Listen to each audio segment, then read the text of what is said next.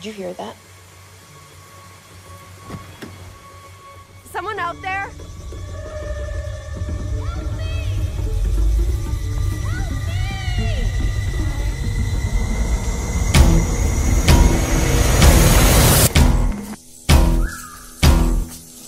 Something's not right about this. I think we should head back to the road. Becky!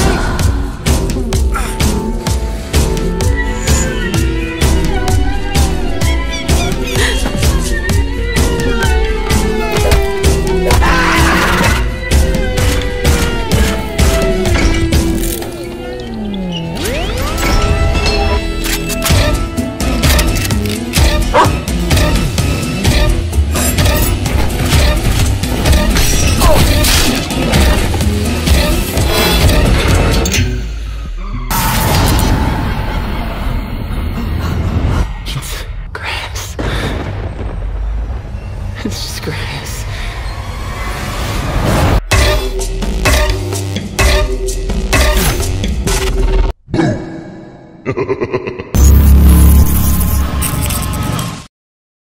I'm explaining a film from 2019 titled In the Tall Grass. Spoilers ahead. Enjoy the content. The story starts with a girl Becky and her brother Cal, two siblings, were on a trip to San Diego. They halted for a while to relax by an ancient abandoned church with a large meadow in front of it. Becky, who was also pregnant, felt nauseated and wanted to quit. They meant to continue their journey once everything was good. Becky heard a youngster scream for assistance from the grass field directly in front of the church, so they ran inside to hunt for the boy. Becky then dialed 911 in case something occurred there, but the phone abruptly disconnected due to a lack of service. Meanwhile, Tobin's voice, the child from earlier, was becoming increasingly distant. Cal kept calling him until he disappeared deeper into the grass. Cal then went in search of Becky, fearful that anything might happen to his sister. Cal begged Becky to scream so he could find her voice. Even though they weren't moving, their voices seemed to be drifting further away. They then jumped at the same time and it seemed that they were only a few meters away, but when they jumped a second time, for some reason they were even further apart, so they panicked. 1, 2, 3. Ugh.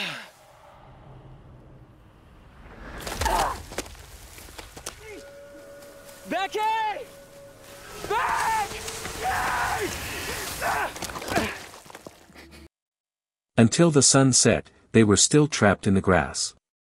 Suddenly a man named Ross appeared and approached Becky, saying that he could take Becky out of this place. Becky was initially skeptical, but once Ross revealed that he was Tobin's father, she trusted him because Ross was also hunting for his kid and Natalie, his wife. Tobin emerged unexpectedly in the middle of Cal's misery, declaring that he would never be able to escape the grass field. Tobin also recounted how he was able to enter into the grass because he and his parents had previously heard someone scream for assistance from inside the grass, which was precisely what Cal had experienced. While he was in the grass and separated from his parents, Tobin found a mysterious large rock in the middle of the grass field. Tobin and Cal walked to the stone in the hopes of finding Becky's present location because it can inform anybody who touches it about the grass. Cal then attempted to touch the stone in accordance with Tobin's instructions when he heard Becky scream and ran after her to find her. Travis, Becky's boyfriend, searches for Becky and Cal the next morning, who had been gone for days. Travis then came to a halt in front of the church after noticing Cal's car parked there. Travis then discovered a book belonging to Becky laying in the middle of the road. Travis then walked into the grass till dusk. Suddenly Tobin appears, saying that he knows where Becky is. Travis follows him until they find Becky, who has died as Tobin disappears. The next day, Travis realized that he couldn't get out of the grass. Travis yelled for aid after hearing the voices of Tobin and his parents who had just arrived in the church parking lot. Tobin's dog, Freddy, barked and dashed into the grass, where Tobin, Ross, and Natalie joined him. Becky and Cal showed up at the chapel the next day, despite the fact that they had been stuck in the grass for days and Becky had died. To cut a long tale short, they all came together at one moment. Cal was perplexed as to how Travis could be in this place with them. Travis claimed that he was seeking for Becky and Cal at the time since they had been missing for months. They were all confused, but they had to think about how to find a way out of the time loop in the mysterious grass. Travis then carried Tobin so he could see the way out to the church. Instead of finding a way out, they sank deeper into the grass. Evening came, and Becky, who was pregnant, felt dizzy and out of breath. Happily, Ross arrived and saved her. Ross then stated that he had found a route out and instructed them to follow him out of the grass. Instead of removing them from the grass, Ross led them all to the location of the enormous rock. When Cal was going to touch the stone again, Natalie screamed and ordered everyone to back off since everything Ross had stated was a lie. Natalie had earlier stated that Ross was going to hurt her. Becky immediately asked everyone to leave because she felt there was something strange about Ross. Before they left, Ross said that the stone could lead them to the right path. Travis attempts to stop him, but Ross appears to be already enraged, at which point he goes insane and easily strikes Travis till he falls. What's worse, he pulled the head of Natalie, his own wife, separate from her body. This wasn't Ross' true self, he had been possessed.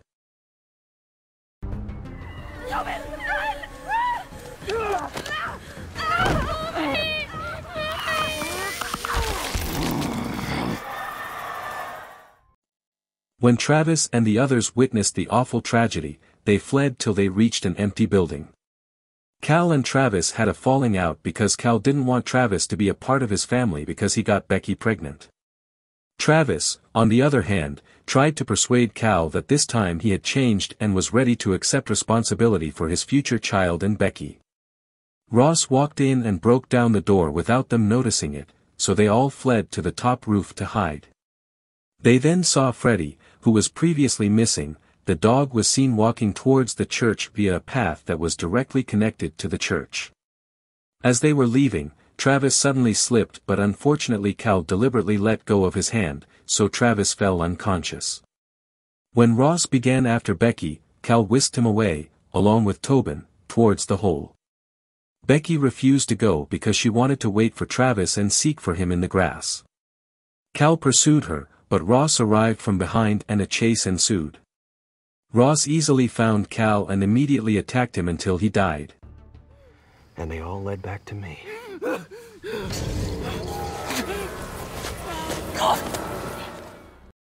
Meanwhile, Travis began to regain consciousness and he immediately slid into the grass to look for Becky and Tobin. Travis locates Becky, expresses guilt for his behavior, and vows to be a better guy in the future. Ross, it seemed, appeared and instantly ambushed Becky. Fortunately, Becky was able to assault Ross by inserting a pair of scissors into his eye and then fleeing. Suddenly strange creatures with grass faces appeared and attacked Becky. The creatures managed to take Becky to the large rock.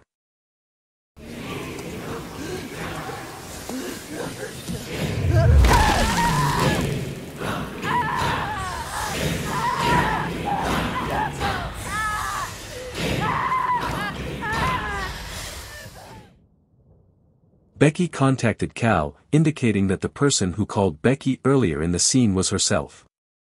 The earth suddenly split, revealing a gaping hole filled with odd creatures crawling, and the creatures attempted to pull Becky into the hole. Becky tried to escape herself by crawling out from there even though her stomach was hurting and contracting, but she had ran out of strength and was trapped. Meanwhile, Travis, who had arrived to the rock, discovered Becky, who was limp. Travis then tried to calm Tobin. While whispering, the boy said that they were being watched by Ross. Travis shouted challenging Ross to a duel. Sure enough, Ross suddenly appeared and immediately beat him until he fell. After a lengthy struggle between them, Ross overpowered Travis and promptly brought Tobin to the cliff. Becky unexpectedly appeared from behind and struck Ross in the eye, blinding him. Travis took advantage of the situation by repeatedly pounding Ross's head on the rock, then striking him until Ross died. Travis became frantic when he realized Becky was also dead and touched the rock until he saw all the maps in the grass field and sought a route out. Travis takes Tobin somewhere and wants to save him so he can stop the time loop in the cursed grass. Before Tobin left, Travis gave him a necklace that Becky had previously worn. After a goodbye, Travis tells Tobin to go into a hole connected to the church across the street. When Tobin exited the church, he noticed Cal's car parked on the side of the road near the grass, so he raced up to them and told them not to walk into the grass no matter what they heard or what occurred. Tobin also handed her the necklace Travis had given him, which was identical to the one she possessed. Becky stopped Cal from approaching the grass because she thought the large, green meadow was unusual. When Cal is set to continue his journey to San Diego, Becky changes her mind and decides she wants to return so she may see Travis again. This indicates that the time cycle in the grass has finished because Travis will not go looking for them. Meanwhile, Travis, who is trapped in the grass, is happy to hear that Tobin is safe and has met Becky and Cal, so he can rest in peace forever in the grass, as the film ends. That's all the recap. Don't forget to give us likes, share, comment, and subscribe to the channel. Your support would be appreciated. I hope to see you next time.